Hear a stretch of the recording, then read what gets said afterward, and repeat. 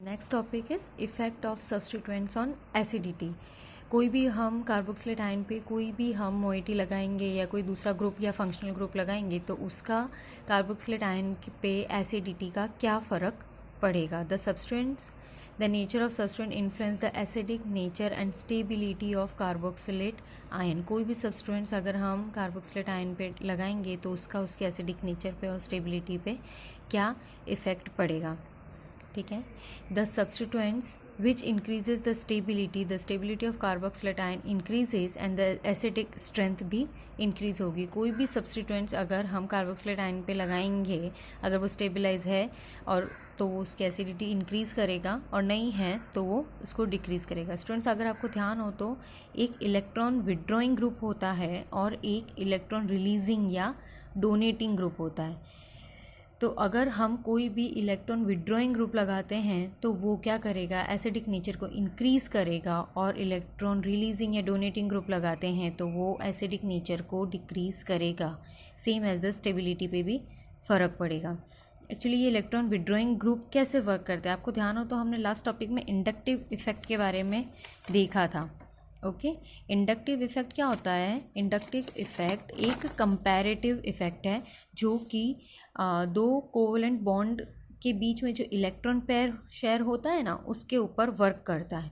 Okay, और ये inductive effect एक टाइप का परमानेंट इफेक्ट होता है, सिग्मा बॉन्ड पे वर्क करता है और डिस्टेंस डिपेंडेंट होता है। और किसके बीच में होता है? जिस एटम्स के बीच में इलेक्ट्रोनेगेटिविटी डिफरेंस होता है उसके बीच में ये इंडक्टिव इफेक्ट हमें देखने को मिलता है। इसमें कैसा होता है कि सपोज़ ये जो बॉन्ड पेयर, ये जो इलेक्ट्रॉन पेयर ये शेयर कर रहे हैं, ऑक्सीजन की इलेक्ट्रोनेगेटिविटी ज़्यादा है तो ये इधर की साइड थोड़ा सा इलेक्ट्रॉन पेयर शिफ्ट हो जाता है। इसको हम कहते हैं इंडक्टिव इफेक्ट। सेम एज आप इसमें देख सकते हो, ऑक्सीजन और फ्लोरीन, इसकी इलेक्ट्रोनेगेटिविटी ज़्यादा है फ्लोरीन की, तो ये इलेक्ट्रॉन पेयर इस साइड शिफ्ट हो जाता है, ये नीचे है। ओके, दो टाइप के इंडक्टिव इफेक्ट होते हैं, प्लस आई इफेक्ट और minus I effect. Minus I effect क्या होता है कि सपोज़ कोई भी कार्बन चेन पे या कोई भी ग्रुप पे हम इसको ऐसा देख सकते हैं, ये एक ए सिस्टम है ये, और ये ग्रुप जो है कि ये बी सिस्टम है। ठीक है, कोई भी ए सिस्टम, सपोज़ ये ए सिस्टम है, अगर इसके साथ कोई भी ग्रुप कोई भी फंक्शनल ग्रुप अटैच है जिसकी इलेक्ट्रोनेगेटिविटी ज़्यादा है, तो ये क्या करेगा, इस ए ग्रुप से अपने इलेक्ट्रॉन ये विड्रॉ करेगा, ये यहाँ से इलेक्ट्रॉन विड्रॉ करेगा। ठीक है, ये जो एरो है इससे कंफ्यूज मत होना, ये डिस्टेंस का एरो है। ठीक है, ये और ये एरो है, देखो ये इलेक्ट्रॉन विड्रॉ करेगा इस ए ग्रुप से। ठीक है, ये इलेक्ट्रॉन ए ग्रुप से क्या बोलते हैं, विड्रॉ करेगा। तो ये जिस जो ग्रुप इलेक्ट्रोनेगेटिव होता है, ये दूसरे ग्रुप, सपोज ए ग्रुप है, ये बी ग्रुप है। ठीक है, बी जो है वो हमारा फंक्शनल ग्रुप है। ठीक है, इससे हमारी इस कंपाउंड की एसिडिटी या इस एसिडिटी डिपेंड करती है। तो ये जो ग्रुप है ये मोर इलेक्ट्रोनेगेटिव है इस वाले ग्रुप से, तो सारे इलेक्ट्रॉन पेयर इधर इस साइड पे शिफ्ट हो गए, तो क्या होगा, इस पे पार्शियल नेगेटिव चार्ज आ जाएगा और इस पे पार्शियल पॉजिटिव, फिर इस पे पार्शियल पॉजिटिव चार्ज ज़्यादा होगा, फिर ये इस पे कम, इस पे कम, इस पे, तो इससे क्या होगा, इसकी इंडक्टिव इफेक्ट क्या होगी, वो डिस्टेंस की वजह से, जैसे डिस्टेंस इंक्रीज होगा इंडक्टिव इफेक्ट कम होगी।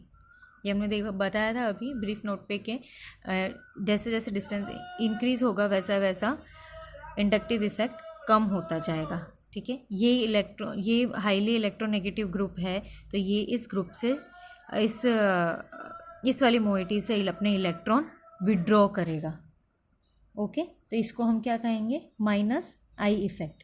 सेम एज हम इसमें देखेंगे, ये एक ग्रुप सिस्टम है और ये एक दूसरा ग्रुप सिस्टम है। अगर इस ग्रुप की इलेक्ट्रोनेगेटिविटी कम है, इस ग्रुप की इलेक्ट्रोनेगेटिविटी कम है, तो क्या होगा कि ये इलेक्ट्रॉन इस ग्रुप में, ये जो ए ग्रुप है या ए सिस्टम है, इसमें अपने इलेक्ट्रॉन डोनेट करेगा।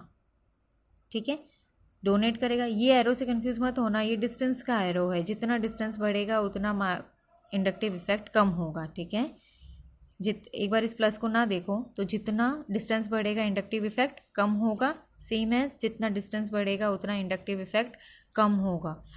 तो ये इलेक्ट्रोनेगेटिव ग्रुप का है, बट इसकी इलेक्ट्रोनेगेटिविटी इस सिस्टम से, ये जो पूरा कार्बन चेंज वाला सिस्टम है, इससे कम है, तो ये क्या करेगा, अपने इलेक्ट्रॉन जो है वो इसमें विड्रॉ करेगा, ठीक है, रिलीज़ करेगा, डोनेट करेगा, विड्रॉ इधर करेगा, इधर ग्रुप विड्रॉ करेगा इस वाले कार्बन साइड से, ठीक है। तो इस पर क्या होगा, पार्शियल पॉजिटिव चार्ज आ गया, डोनेट करेगा अपने इस ग्रुप में, ए ग्रुप में अपने इलेक्ट्रॉन डोनेट करेगा, तो यहाँ पे क्या आ गया, पार्शियल पॉजिटिव, यहाँ पे पार्शियल पॉजिटिव चार्ज और इस पर पार्शियल नेगेटिव चार्ज।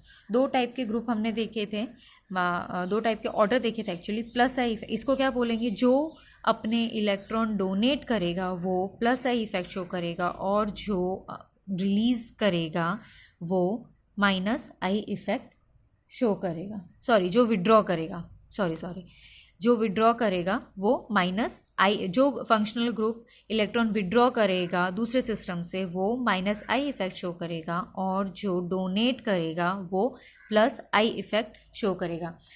इसके भी कुछ ऑर्डर हैं। प्लस आई इफेक्ट याद करने का तरीका है कि जितने भी एल्काइल ग्रुप होते हैं ना, वो हमारे प्लस आई इफेक्ट में आते हैं, और जितने भी फंक्शनल ग्रुप होते हैं बेसिकली वो हमारे माइनस आई इफेक्ट में आते हैं, और वो इलेक्ट्रॉन विड्रॉइंग होते हैं, ठीक है, और प्लस आई वाले इलेक्ट्रॉन डोनेटिंग ग्रुप होते हैं, ठीक है। तो ये हमने यहाँ पे देखा था कि इलेक्ट्रॉन विड्रॉ करेगा तो क्या होगा, एसिडिटी इंक्रीज हो जाएगी, ठीक है। क्या होगा उस पर, अगर विड्रॉ करेगा तो उस पर माइनस चार्ज आएगा ग्रुप पे, और इलेक्ट्रॉन रिलीज़ होगा तो क्या होगा, एसिडिटी डिक्रीज होगी। रिलीज़ करेगा तो इस ग्रुप की स्टेबिलिटी में भी फ़र्क आएगा, और स्टेबिलिटी की फ़र्क आएगा तो वो एसिडिटी कम हो जाएगी। अपन इससे इस तरह समझ सकते हैं कि ये जो है ग्रुप क्या कर रहा है, एसिडिटी इंक्रीज़ कर रहा है। ये क्या कर रहा है, ग्रुप इलेक्ट्रॉन विड्रॉ करके लेके जा रहा है यहाँ से, ठीक है, और ये डोनेट कर रहा है,